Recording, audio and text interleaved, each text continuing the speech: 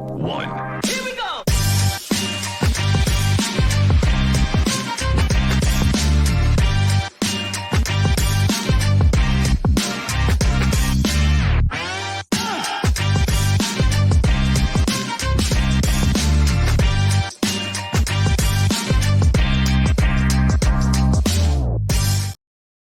What's up, guys? I'm Jenna. You're watching or tuning into Jenna X. I have a very special guest with me today. You may have seen her on the hit TV show Lego Masters. You may have also seen her in publications like Forbes, Newsweek, and Rolling Stone, and many others. She is an NFT OG. And yes, that's right. I am talking about Ragzy, guys. She is here with us, spending her time, and we're going to hear all about her story, how she left her 9-to-5 to pursue her dreams in art, Web3, and Legos.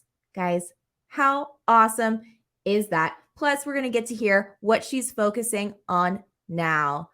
Welcome, Ragzy. What's up? How are you doing today? Good. What an introduction. You're really good at that. Oh, shit. Thank you. I'm honored. You're good, like a TV host or something. Wow. Like coming from you? Thank you. I like the enthusiasm. I'm very enthusiastic. I've got to tell you, it was so cool to be able to meet you in Vegas and be able to hang out and get to know you. Such a fun time. And I hope that you won't hold that karaoke experience against me. No, you did great. My favorite was when you did the Spice Girls, because that's classic. Can't go wrong with Spice Girls. Yeah, next time you're gonna have to jump up with us. Maybe next time. One of the times. Yeah.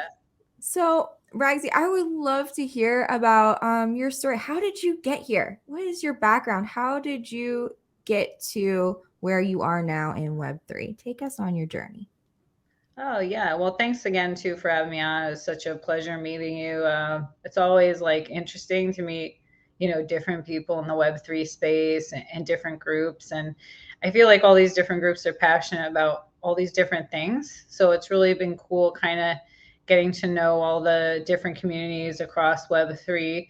My journey, I guess, as an artist, like I've always done art.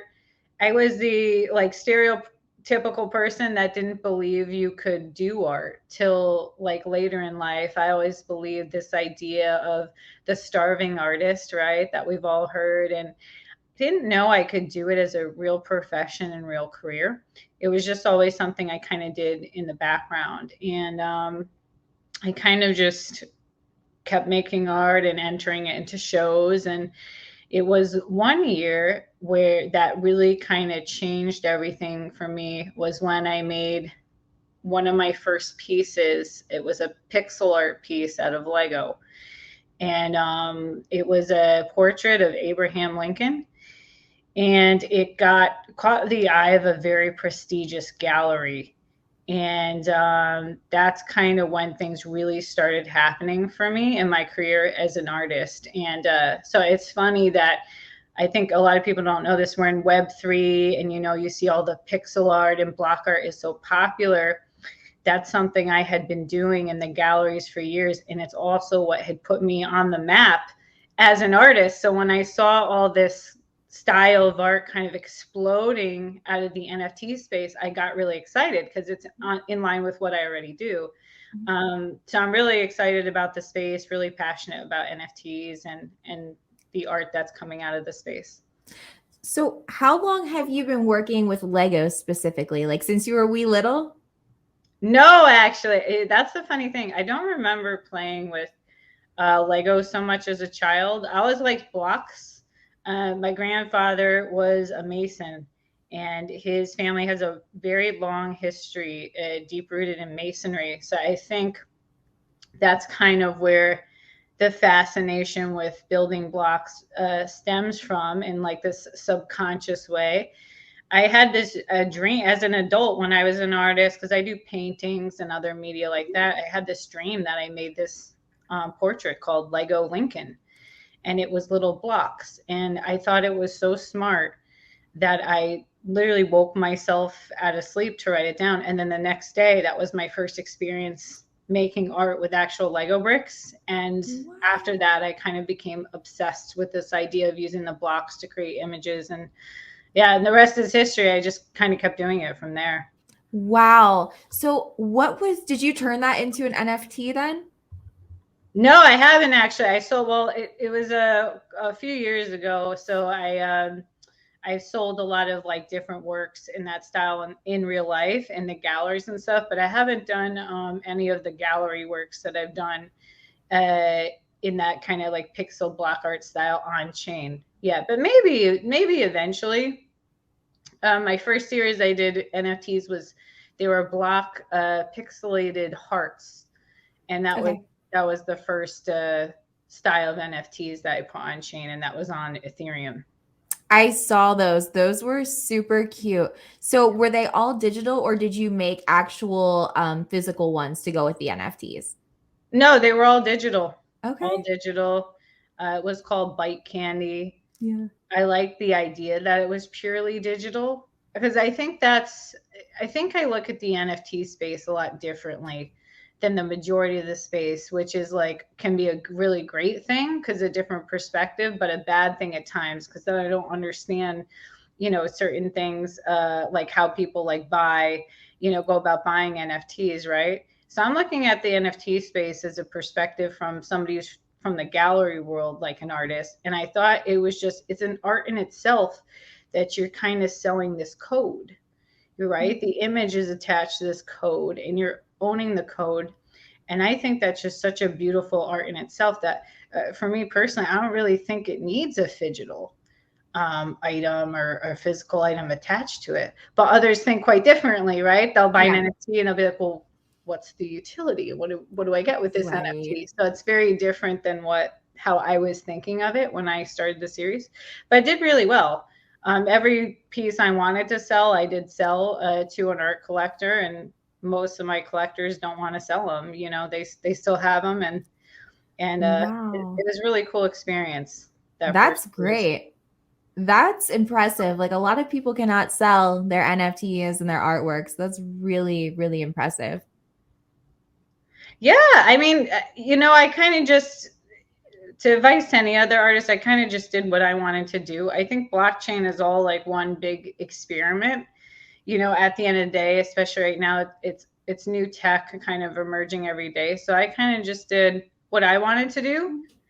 And if people wanted to buy it, they could. And if they didn't, I didn't really like force it, on anybody. It was kind of just there if people wanted to collect the art. So my experience so far in the NFT space has been really, really good. And I've gotten to meet a lot of really cool people. I think that's the beauty of NFTs, if for anybody who's coming from the gallery world, because in the gallery world, you don't get to meet the collectors a lot of the time. They go in the gallery, they buy your piece, and I have no idea who owns it. Mm-hmm. But on chain, it's the same idea, but there's still a digital relationship with that collector, and people would like DM me and I feel like I know them and can talk to them. So it's kind of cool because you get to kind of see who has your art. And I think that's really special too. Oh, definitely. And speaking of your art, so you like to mint on different blockchains, right? Does that strike a chord with certain people? Yeah. Well, I think it's funny because that's the nature of the crypto space that I learned. I'm somebody who got into crypto because of NFTs, but I feel like most people collect NFTs because they were already in crypto. So it was actually quite backwards, at least for me. And so that was a learning curve for me, where I realized a lot of, these crypto groups, they're very passionate, right? Oh, yeah. Their blockchain or the one they picked, where I'm somebody that likes to celebrate everything, and I'm like, oh, but it's cool over here. But people seem to be very loyal to certain projects and blockchains and things like that. So it's very interesting. But as far as my collectors, because I have so few items, because I like to do one-of-ones and small collections, my collectors get excited when I do, a new auction or something like that, because it gives them an opportunity to collect another piece, because I haven't dropped like a 10,000 collection or something like that. Sure. So I was one of the first artists to inscribe ordinals on Bitcoin, which recently popped off and is a huge thing. Mhm. And when I was just experimenting with it, because it was a little hard to do at first when the tech wasn't there, I had minted, it's called inscribed, but inscribed 5 of them. And Wow. the first one, I don't know where it is. It's in cyberspace somewhere. I think I did it. I think I did it incorrectly. The second one, I was successful and I could locate it. And the remaining 3, 2 of my art collectors saw I was inscribing them. They're like, oh, can you inscribe one for me?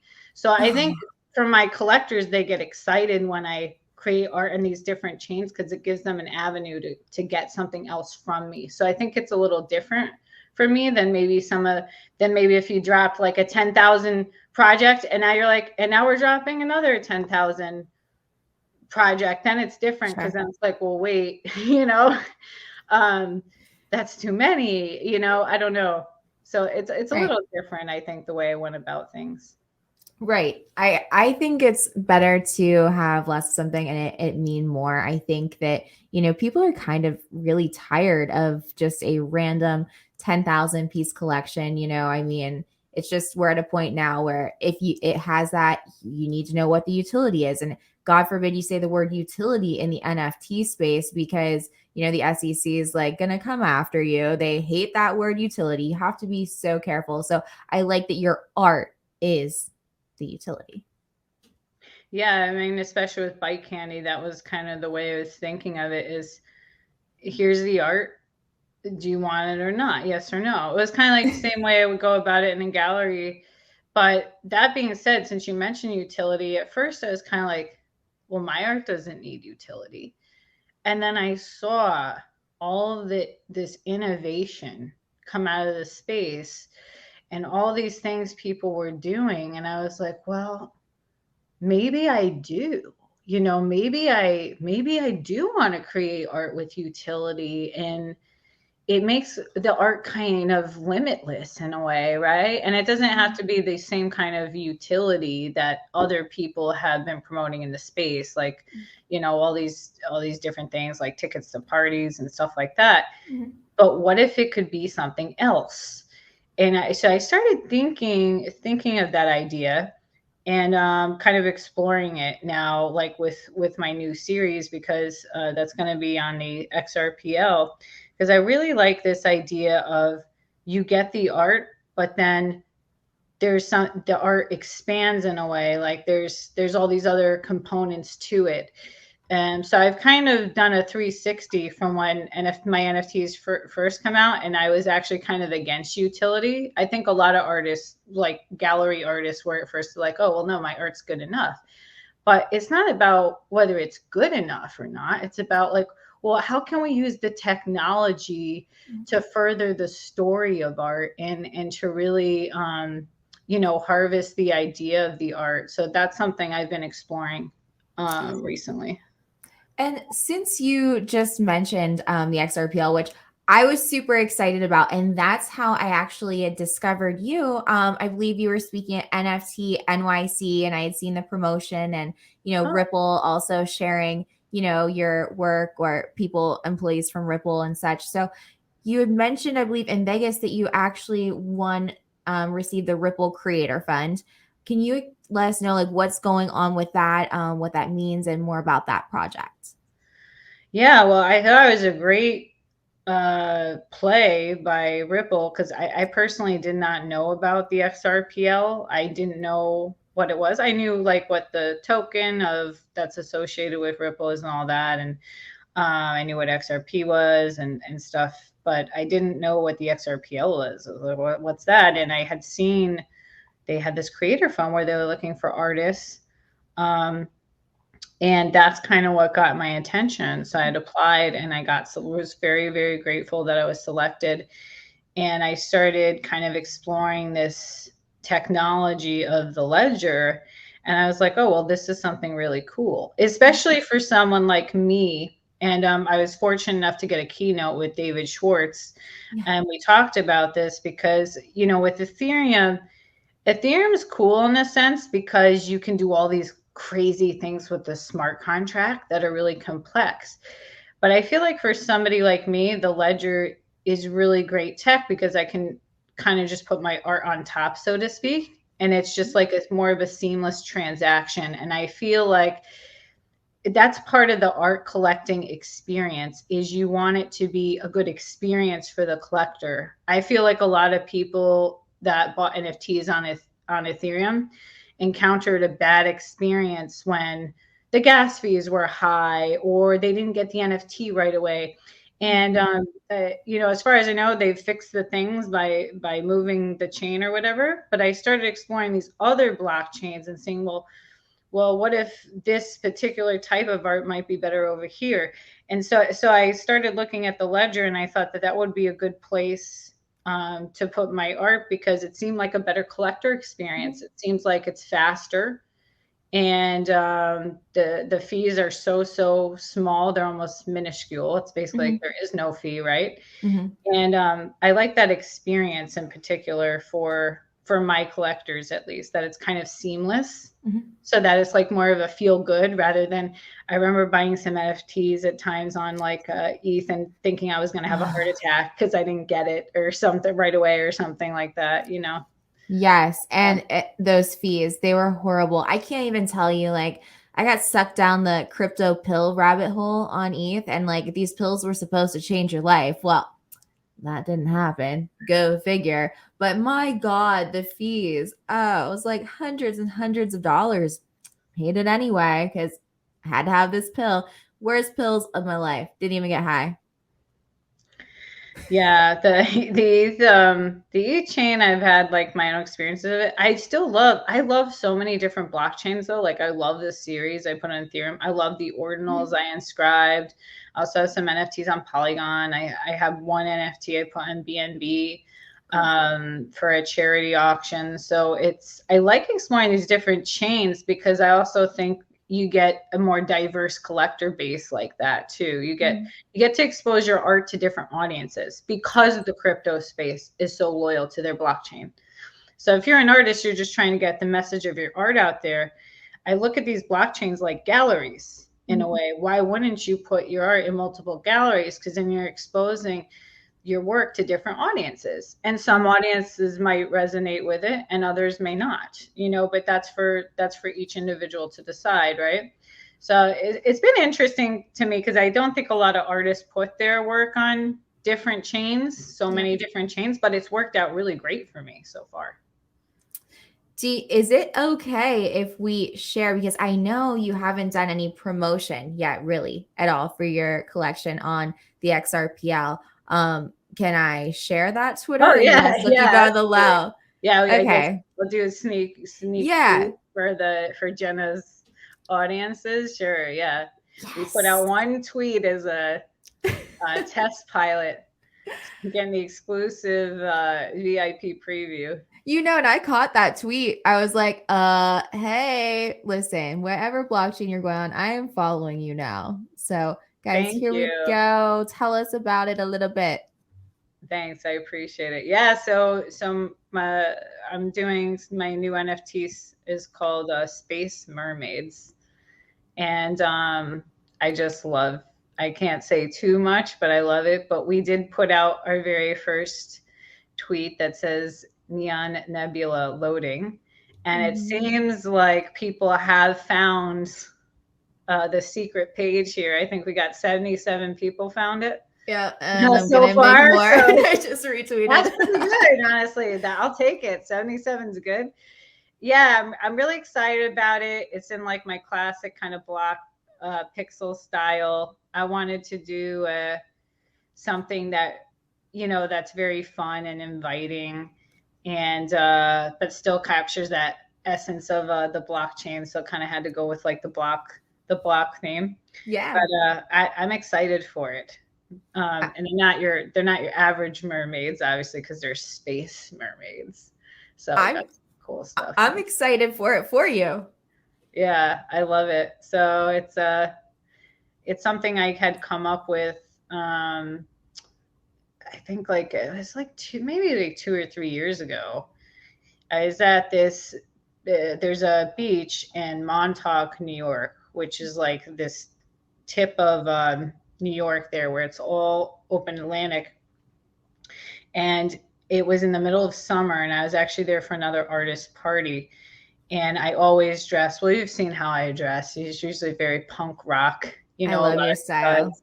Yes. And they were like, "Oh, well, let's go to the beach." And I wasn't dressed for the beach. I was like literally in rocker spikes and like I think I had a spike like star bodice on. I'm like, okay, like in boots. I had my big clunky Oh man. leather boots, and I'm like, this is gonna be interesting.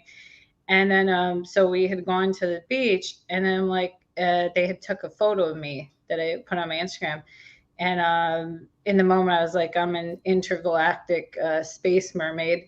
That's how I used to describe myself, because I look so, everyone's wearing like their bathing suits and stuff for the beach. And it was like so out of place. And I kind of kept that in my back pocket. I'm like, that might be very cool for something that I'll do later. And so that's kind of like where I came up with the idea to describe why I was on this beach in the middle of summer in July, and like sweating, like in this freaking outfit, and that was the best I came up with. So I love it. See, and something beautiful has like, is evolving out of that. yeah, I think so. And I was like, hey, that's kind of rad, like space mermaid. It's a mermaid, but in space, spaced out. So speaking of your social media, I was creeping on your Instagram like I do because I'm a creeper. Yay. That's what I do. That's what I do. Your content is awesome. But there was something that stuck out to me, and it was okay. So, first of all, how long does it take you to make one of these, like that wall with the waterfall, that mural? How long did that take you?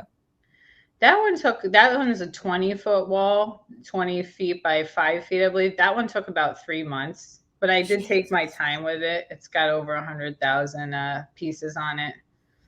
Well, okay. And then I see you making these videos of destroying your artwork. Like, how does that break your heart to do? Or are you like, nah, I'm just going to do it for fun? Like, fuck it, whatever. Yeah, well, so I think you're referring to like the Lego pieces, like the big art pieces I do out of Lego. Yeah. Well, some of those, I didn't actually destroy it. I tricked you. It's the You videos faked it. in reverse. I was like upset about it. I was like, like all of that work. I had done a joke on TikTok about taking apart the waterfall. So I'd film myself making it. Yeah. And then I was like, well, what if I just threw the video in reverse and it looked like I was taking it apart? And that video ended up going viral. You got me. 7 million views. And then I was like, oh, people are sick. They want to see me destroy my stuff. So I just kept videoing me making my art, but then just putting the videos in reverse. And sure enough, every time they went viral. I think because it's Lego, and I think people know how much work goes in to putting all the pieces on. Yeah, and it just like rips their heart out. But so sorry about that. But you are sneaky. You're a sneaky genius. Yeah. Sneaky. But the Bitcoin one I did actually take apart. That was for the conference last year because it had to come down. Okay. So that is actually the only one that I believe that I did actually take apart. Had to pull apart and break down. So okay. Are you doing anything for Bitcoin Miami for 2023? I am actually. Yeah, I have I was very fortunate to be one of the artists selected. So they're going to auction 2 ordinals that I inscribed, and I made a custom 30 by 30. It's a physical piece out of Lego that is has the Bitcoin B, and it's called Satoshi Nakamoto is Batman, and Batman is hidden in the Lego piece somewhere. And it's going to be really fun. I think people are really going to like it. So yeah. It'll be a cool piece to look at. Quite smaller than last year because it's a physical piece going in the gallery. It's only a 30 by 30 piece, but it's a cool piece. And that had got selected as well. So I was really excited for that. That is awesome. Now, question, how did you end up on Lego Masters? Is that something you applied for or did they come to you? It seems like so long ago I did that. I think they had seen I had already started, I just started to get popular in the galleries with like the Lego kind of pixel art that I was putting out there, and somebody had seen it and they had reached out to me. So yeah, somebody had seen my artwork somewhere. And yeah, so you kind of like never know who's looking at your art. And they asked me to audition for the show. I wasn't sure about it at first. At first I said no. Funny enough, at first I said no. I think like it's a good old saying, fate loves irony. Something like that, or irony loves fate. I never wanted to be famous. In fact, some of my earliest works, if you go back through my Instagram, maybe I've taken them down, I only showed my artwork and my back would be turned. You never saw my face because I didn't want it to be about me. I wanted to be more about the art. But then, you know, after television, they started blending together where the face became part of the brand. And then it became inevitable at that point. So Ragzy became kind of, you know, very in sync with the art I was producing. So I never thought it would happen that way. It just kind of did on its own. And so now I feel like Ragzy, am attached in some way to every art piece that I'm putting out there. And so it's interesting. It's like interesting how it all played out. Did you have someone, this has to have happened to you, recognize you in public after you were on the show? What was that experience like, if that's happened? Oh yeah, all the time. And even still now, people, I was actually at a D-Gods party and during it was Art Basel Miami in December, and it was in Miami. And I had went to the party and some girl stopped me. She like tapped me on the shoulder. She's like, oh, I thought she was going to say you're Ragzy because I was popular in crypto TikTok. She stopped me. She's like, oh, I know who you are. I watched that show, Lego Masters, and you're on that show. She's like, and I'm like, oh my God, you have a good eye. She's like, you were my favorite. Yeah. So it's really funny. It happens everywhere, place I don't expect. And even actually at NFT NYC too, one year, I remember I was going up to like my hotel room and some guy like put his hand in the elevator like this. I'm like, what? And he came and he's like, you're from that show. I was like, oh, thank God. I was like, yeah, that's me. He's like, I'm sorry, can I have a picture of you? My son's a huge fan. I was like, yeah, you're good. It was funny though. Yeah. So I never know when they come at me, you know, I never know like if somebody recognizes me or not, but it does happen. It was it was like the second most watched show in the world, I think. Wow. That's like, insane. Yeah. That's insane. I mean, at that point though, if somebody's sticking their hand in an elevator, I would be like rolling around with security to events. Well, I think there's another person in it. So I didn't know if he was, because it wasn't this last one, it was before. I didn't know if he was trying to catch the elevator before it went up, you know, because sometimes people do it or what, but he was looking at me, he's like, I know who you are. I was like, oh shit, you know, and he just wanted a selfie, but I believe there was other people in it, but yeah, it was just like, it catches me off guard because I never know when to expect it, you know? Yeah, definitely. Yeah, and that brings me to another thing, like, you know, being a female in the world of Web3, which we know is mostly dudes. You know, what challenges have you faced, if any? What challenges have you faced, Jenna? Well, you know what happened to me. Oh man. Honestly, like being called all kinds of names, like just from not knowing how to, you know, do a liquidity pool and asking questions. You're a bimbo, but then you can also be really great if you help somebody with another thing. And, you know, I've been called, I think, every name in the book. Thank God I have thick skin and, you know, crypto bros don't faze me. But I think it's just a fact of I think it's intimidating, I've noticed, for a lot of females. And I I've noticed, like, if I get myself into rooms with maxis, which I hate to do, they're very toxic, very negative. But I found, though, in the XRPL community, they've been very welcoming, and in some other different communities. So I think that that's really big. But as far as like at conferences and things like that, it's been tricky with this last one. I had a scare, being a female, and, guys running up on me and trying to get into my hotel room. So it's a little bit scary. Yeah, I think, it's weird. I think the rules apply to women regardless of what industry you're in. But I will say, I do, and it's just my opinion, I do feel like the Web3 and crypto space is a little worse, just in my opinion. And I think because it is the unfilteredness of the space, and I think, I don't know what it has to do with, but maybe people are more emotional because people do look at certain cryptocurrencies as an investment, right? And some of these people are putting their life savings into things, and they're very emotional.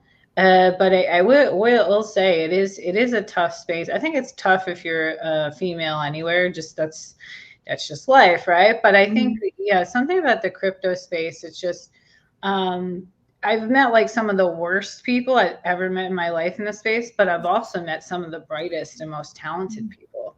Yeah. So it's like, I don't want to knock the space in any regard, because I've met so many brilliant people and brilliant minds and a lot of great innovators. But there is like a lot of toxic stuff in the space. And I think you have to have thick skin, but it's more about just kind of realizing like the obvious, right? So a lot of things people don't like to accept in the art world and in general is like things are subjective. So art's subjective. What I think is amazing, somebody might absolutely hate. And with women too, what one man thinks is beautiful, the other might not think is so beautiful. And so that's like a thing, in general, that women go through is, you get into an argument with a man, the first thing they'll attack is your looks. That's the first thing, because they think you're going to get upset. And that's just kind of like what our society has programmed people to do. But at the end of the day, beauty's subjective. I got attacked a lot on my lipstick when I first started TikTok. They were like, oh, it makes you look so ugly, this. And then, there was like a day I hadn't worn it just because I had like ate something and I didn't put back on. And then people were upset I wasn't wearing it. They were like, wait, no, where's the lips? Like, it's so funny to me. Where's the lipstick? Like, put it back. Where is it? Like, having a panic attack. So it's like, you can't please everybody, I think. And I think you just have to kind of know and go about the world that it is subjective. Art's subjective, beauty subjective, intelligence is even subjective. And people feel like, no, it's not, but it is.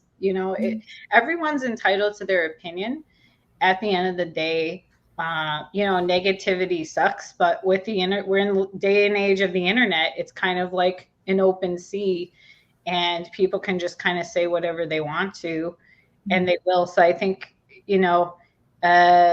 just not to take anything to heart, especially if you don't know who it is. Like, you don't even know who it is. Like, it could be a kid. It could be like a 9-year-old kid pretending to be an adult and yelling at you. You never know who it is. So it's like, so I think I've learned to, luckily I was like kind of popular in the art world, which is also like pretty male dominated, but also after being on a TV show, you kind of get used to people just say stuff because they want to be part of the conversation.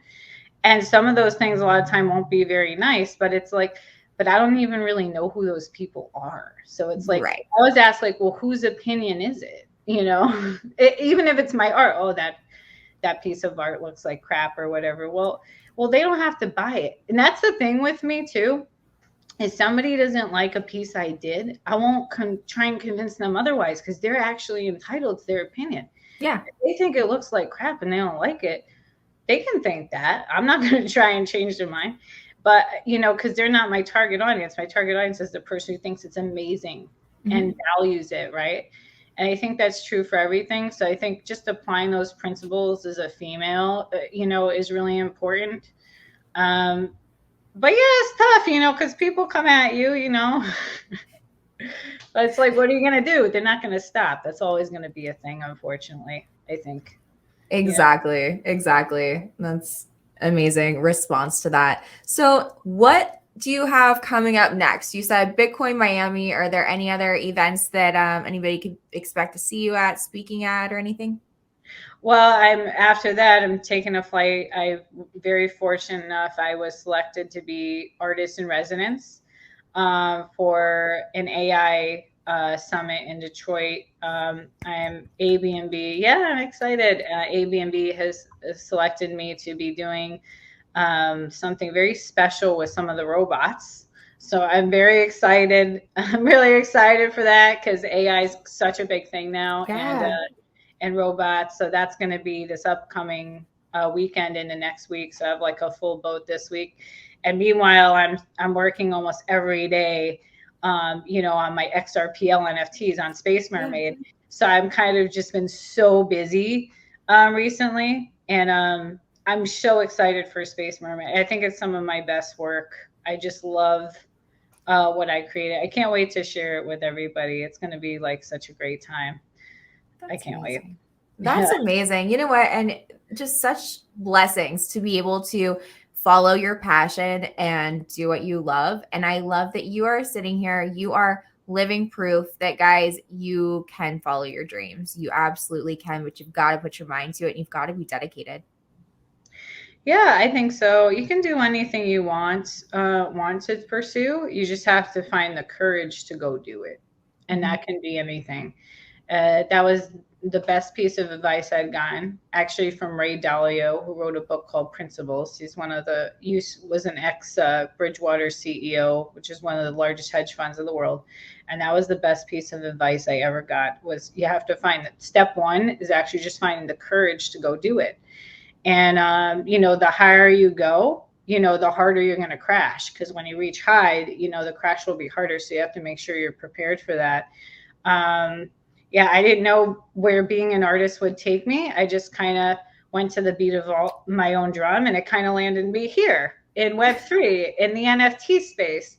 And I would not have thought that, even though I've been in NFTs since 2017, I would not have ever have thought that it's brought me here.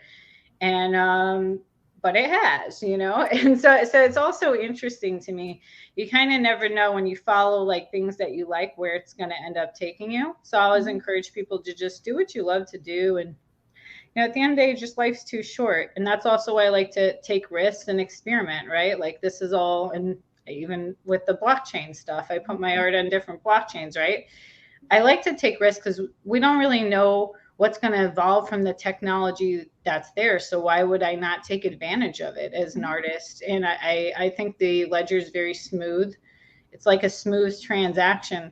So I'm just so curious about it, how this art can be coupled with the technology to create something like extraordinary. I'm very fascinated with it. And I look forward to this space as a whole too, to seeing all the innovation and kind of growth.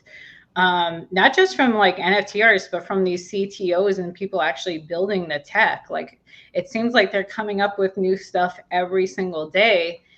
And I think it's exciting because I think this type of technology will actually help reach at least for me as an artist, help reach a broader audience than I couldn't before just showing in a few galleries. So I'm excited for it. Oh, absolutely. Now, I mean, literally there's so much that you can do, and I love that you are on all different blockchains and all over, but even just like the metaverse, and be able to throw up a gallery there or display your own whatever's going on. Like there's so many different avenues to be able to get your art out there. Yeah, it's exciting. I'm excited. Like I said, I've met some cool people in the space. I met you, right? Yeah. If it wasn't blockchain, I wouldn't have met you. I like all the people I'm meeting, and people have been very supportive of my work in the space. So yeah, I'm excited for everything, to see kind of like how everything goes down. It's a very enticing space. Has a big ups and downs and stuff. I'm excited to be a part of it. And yeah. Awesome. Well, Ragzy, thank you so much for spending some time today, to come on and to share your story and to talk about what you're doing. I appreciate that absolutely so much. And on that note, guys, we have her links are all going to be posted below. and your, Twitter handles at Ragzy Art is right there. But thank you, Ragzy, so much. I appreciate you. Oh yeah, no, thank you so much. This was so much fun, and yeah, I'm sure I'll talk to you soon. Yes, we will definitely catch up soon. Thanks for tuning in, guys. Peace out.